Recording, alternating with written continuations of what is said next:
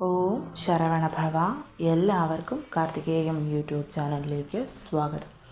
നാളെ കർക്കിടക മാസത്തിലെ 3-ാമത്തെ വെള്ളിയാണ്. അതും പോരാഞ്ഞ് ആഗസ്റ്റ് 1.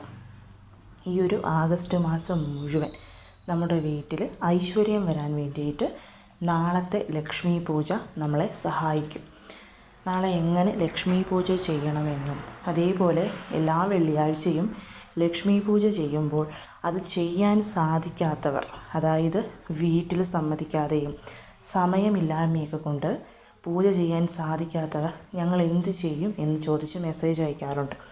അപ്പോൾ അങ്ങനെയുള്ളവർ വെറും 8 പച്ചരി കൊണ്ട് നാളെ ചൊല്ലേണ്ടുന്ന ഒരു മന്ത്രത്തെക്കുറിച്ചുമാണ് ഇന്ന് ഞാൻ നിങ്ങളുമായിട്ട് പങ്കുവയ്ക്കുന്നത്.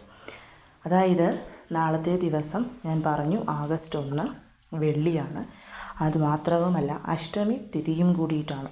വെളുത്തപക്ഷ അഷ്ടമികളിൽ 8 ലക്ഷ്മികളുടെയും ഐശ്വര്യമുണ്ടാവാൻ നമ്മൾ നമ്മുടെ വീട്ടിൽ എങ്ങനെ പൂജ ചെയ്യണം എന്നതിനെക്കുറിച്ച് ഞാൻ നേരത്തെ പറഞ്ഞിട്ടുണ്ട്. അപ്പോൾ നാളത്തെ ദിവസം എങ്ങനെ ചെയ്യണം? നാളെ ആദ്യം ഞാൻ നിങ്ങളുമായിട്ട് പങ്കുവയ്ക്കുന്നത് വീട്ടിൽ പൂജകളൊന്നും ചെയ്യാൻ സാധിക്കാത്തവർ നാളെ ചെയ്യേണ്ടുന്ന കാര്യമാണ്. അതായത് നിങ്ങൾക്ക് സാധിക്കുമ്പോൾ, അതിപ്പം കർക്കിടക മാസം ആയതുകൊണ്ട് തന്നെ സന്ധ്യയ്ക്ക് 6 മണിക്ക് ശേഷം ഇത് ചെയ്യുന്നതാണ് നല്ലത്. അതിൽ തന്നെ 8 മണിക്കും 9 മണിക്കും ഇടയ്ക്കുള്ള ആ ഒരു ശുക്രഹോര സമയത്ത് ചെയ്യാൻ പറ്റിയാൽ ഏറ്റവും നല്ലതാണ്. എന്തു ചെയ്യണമെന്ന് വെച്ച് കഴിഞ്ഞാൽ, സാധാരണ പോലെ നിങ്ങൾ കത്തിക്കുന്ന നിലവിളക്ക്, ഇനി ലക്ഷ്മി ദേവിയുടെ ഫോട്ടോയോ വിഗ്രഹമോ ഒക്കെ നിങ്ങളുടെ കയ്യിലുണ്ടെങ്കിൽ അതിന് മുൻപിലായിട്ടൊരു നെയ്ദീപം കൊളുത്തി വെക്കുക.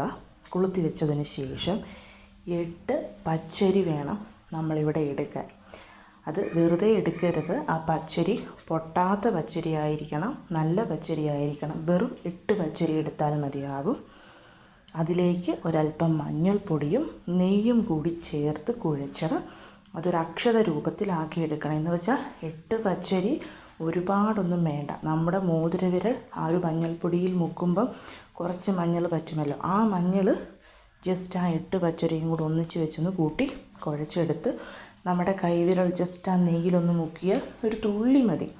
അതും കൂടിയിട്ട് ആ പച്ചരിയിലൊന്ന് കൊണ്ട് കുഴച്ച് കഴിയുമ്പം അത് അക്ഷതമായിട്ട് മാറും. ഇവിടെ ഞാൻ പറഞ്ഞു നാളെ വെള്ളിയാഴ്ച, ശുക്രഭഗവാന്റെ ദിവസം. പച്ചരി എന്ന് പറയുന്നത് വെളുത്ത കളറാണ്.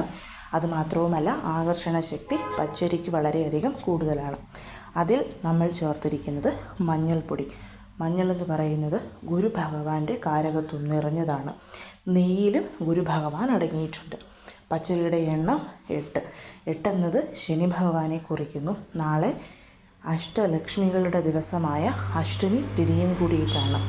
ഇപ്പോൾ നിങ്ങൾക്ക് മനസ്സിലായല്ലോ എന്തുകൊണ്ടാണ് 8 പച്ചരി എടുത്തതെന്നും ഈ കാര്യങ്ങളൊക്കെ അതിൽ ചെയ്തതെന്നും. ഇത് നിങ്ങൾക്ക് മനസ്സിലാകാൻ വേണ്ടിയിട്ടാണ് ഞാനൊന്ന് വിശദീകരിച്ചത്.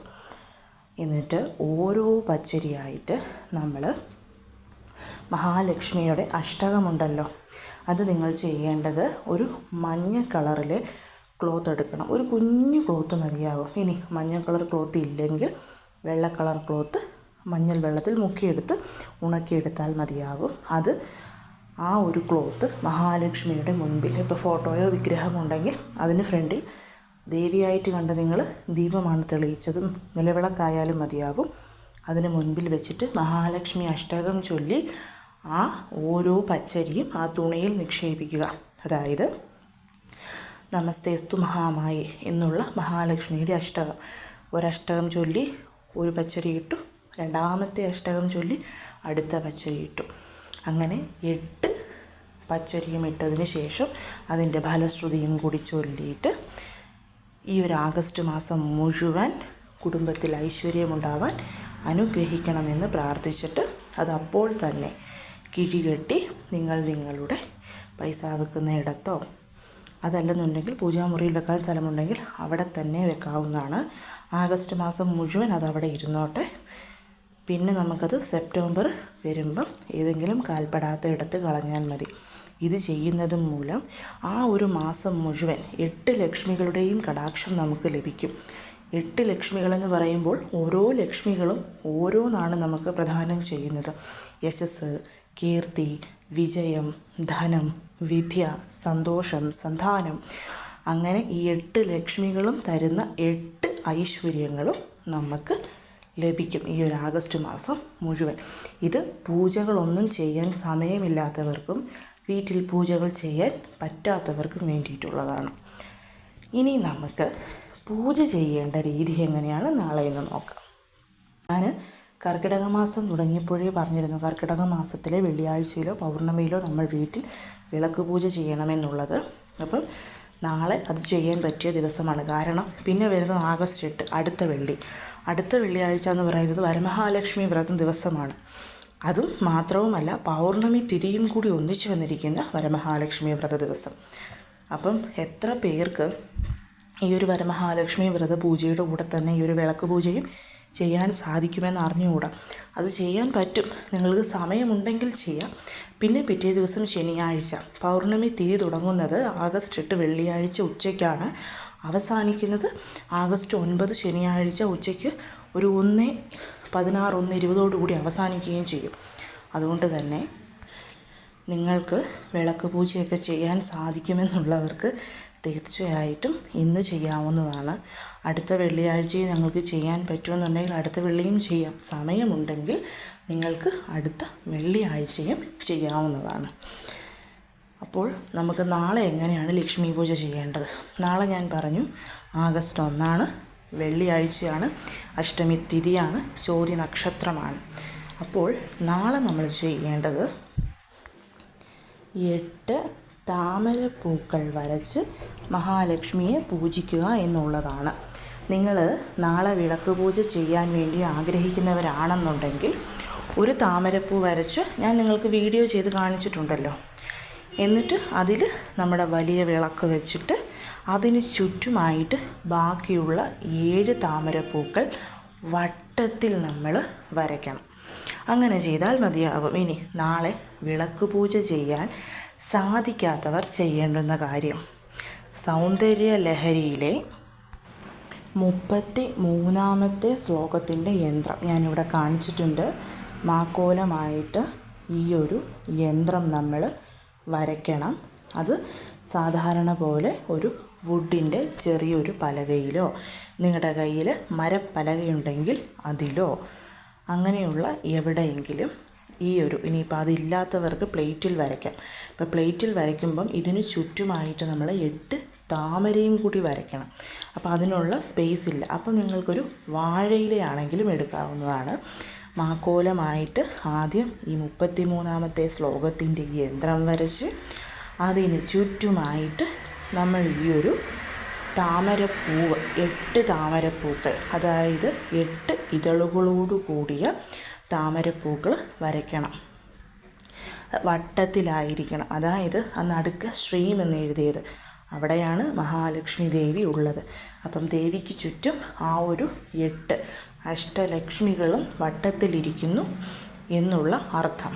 അങ്ങനെ നമ്മൾ 8 ലക്ഷ്മികളെയും താമരപ്പൂക്കളായിട്ട് ചുറ്റും വരച്ചിട്ട് ആ 8 താമരപ്പൂവിൻ്റെ പുറത്തും ഓരോ ദീപവും കൂടി നമ്മൾ തെളിയിക്കണം. അതായത് 8 മൺവിളക്കിൽ ആ മൺവിളക്ക് നല്ലവണ്ണം കഴുകി തുടച്ച് മഞ്ഞൾ കുങ്കുമം പൊട്ടും വെക്കണം. എന്നിട്ടതിൽ നെയ്യ് ഒഴിച്ച് വേണം നമ്മൾ ദീപം തെളിയിക്കാൻ. കാരണം ആ ദീപങ്ങളാണിവിടെ ലക്ഷ്മിമാർ, 8 ലക്ഷ്മി. അതായത് ആദിലക്ഷ്മി, വിജയലക്ഷ്മി, ധാന്യലക്ഷ്മി, ധനലക്ഷ്മി. അതായത് താമരപ്പൂവിൽ ലക്ഷ്മിമാർ ഇരിക്കുന്നു എന്നുള്ളതാണ് ഇവിടെ അർത്ഥമാക്കുന്നത്. അങ്ങനെ ഈ 8 ദീപങ്ങളും കൊളുത്തി നമ്മൾ ഇവിടെ മഹാലക്ഷ്മി അഷ്ടകം ചൊല്ലി അർച്ചന ചെയ്യുന്നു. ഞാൻ കഴിഞ്ഞ പ്രാവശ്യം പറഞ്ഞതുപോലെ 8 പൂക്കൾ, അതായത് കൂവളത്തിലയും നെല്ലി മരത്തിൻ്റെ ഇലയുണ്ടല്ലോ അതും തുളസി ഇലയും കൂടെ കൂട്ടിയിട്ട് ടോട്ടലായിട്ട് 8 പൂക്കളെടുത്ത് ഓരോ അഷ്ടകം ചൊല്ലി നിങ്ങൾക്ക് അർച്ചന ചെയ്യാവുന്നതാണ്. ഇനി പൂക്കൾ കിട്ടാത്തവർക്ക് ഞാൻ ആദ്യം പറഞ്ഞുവല്ലോ പച്ചരി കൊണ്ടുള്ള അക്ഷതമുണ്ടാക്കുന്നത്, അതുണ്ടാക്കിയും അർച്ചന ചെയ്യാം. മഞ്ഞൾപ്പൊടി കൊണ്ടും കുങ്കുമം കൊണ്ട് 1 രൂപയുടെയോ 5 രൂപയുടെയോ നാണയങ്ങൾ കൊണ്ട് ഗോമതി ചക്രം, ചെറിയ വളയുണ്ടല്ലോ അത്, താമര വിത്ത്, അതുപോലെ തന്നെ കവടി, ഇതൊക്കെ കയ്യിലുണ്ടെങ്കിൽ ഇതൊക്കെ കൊണ്ടും നിങ്ങൾക്ക് അർച്ചന ചെയ്യാം. ഇനി ഒരേ ഒരു പൂവേ ഉള്ളെങ്കിൽ അത് ഇതളുകളാക്കിയിട്ട് അതുകൊണ്ട് അർച്ചന ചെയ്യാം. താമരപ്പൂവിൻ്റെ ഇതളുകൾ, റോസാപ്പൂവിൻ്റെ ഇതളുകൾ, ചെമ്പകപ്പൂവ്, മരിക്കൊഴുന്ത്, നന്ദിയാർ വട്ടം, ഇതൊക്കെ നമ്മുടെ വീട്ടിലുണ്ടെങ്കിൽ ഈ പൂക്കളൊക്കെ എടുക്കാം. അതേപോലെ ശംഖുപുഷ്പം ഉണ്ടെങ്കിൽ ശംഖുപുഷ്പവും എടുക്കാം. ഇതൊക്കെ കൊണ്ട് നമ്മൾ അർച്ചന ചെയ്യണം. അതിനുശേഷം മഹാലക്ഷ്മി ദേവിയുടെ അഷ്ടോത്തരം ചൊല്ലി നമ്മൾ ആ വരച്ചിരിക്കുന്ന യന്ത്രം അതിന് നടുക്കെഴുതിയിരിക്കുന്ന ആ ഒരു ശ്രീമുണ്ടല്ലോ, ആ ഒരു ശ്രീമിന് നമ്മൾ മഹാലക്ഷ്മിയുടെ അഷ്ടോത്തരവും കൂടി കൊണ്ട് ചൊല്ലിക്കൊണ്ട് അർച്ചന ചെയ്യുന്നു. അങ്ങനെ അർച്ചന ചെയ്തതിന് ശേഷം എല്ലാ പ്രാവശ്യവും ചെയ്യുന്നത് പോലെ ധൂപ ദീപാരതി നിവേദ്യ സമർപ്പണം. എപ്പോഴും പറയുന്നത് പോലെ വെളുത്ത കളറിലെ എന്തും നാളെ സമർപ്പിക്കാം. കൂട്ടത്തിൽ നിങ്ങൾക്ക് പറ്റുമെങ്കിൽ പൈനാപ്പിൾ, മാതളനാരങ്ങയിൽ തേൻ ഒഴിച്ചതും ഒപ്പം തന്നെ ഒരു ചെറിയ കഷ്ണം ശർക്കര എടുത്തിട്ട് അതിൽ നെയ്യ് ഉരുക്കി അതിൻ്റെ മുകളിലോട്ടൊഴിച്ച് അതും കൂടി നാളെ ദേവിക്ക് സമർപ്പിക്കണം. ഈ ഒരു പൂജയിൽ ദേവിക്കത് വളരെയധികം പ്രിയപ്പെട്ടതാണ്. വെറ്റില പാക്ക്, പഴം, അതിൻ്റെ കൂടെ ഞാൻ ഈ പറഞ്ഞ വെളുത്ത വസ്തുക്കളിൽ ഏതെങ്കിലും ഒന്ന്. ഇനി ഇതൊന്നുമില്ലാത്തവർക്ക് ശർക്കര വാങ്ങിച്ചിട്ട് അതിൽ നെയ്യ് ചൂടാക്കി, അതായത് നമ്മൾ ഉരുക്കുമല്ലോ, ജസ്റ്റ് ഒന്ന് ചൂടായാൽ മതി, അത് ആ ഒരു ശർക്കരയ്ക്ക് മുകളിലോട്ട് ഒഴിച്ചിട്ട് അതും കൂടിയിട്ട് ദേവിക്ക് നാളെ സമർപ്പിക്കാവുന്നതാണ്.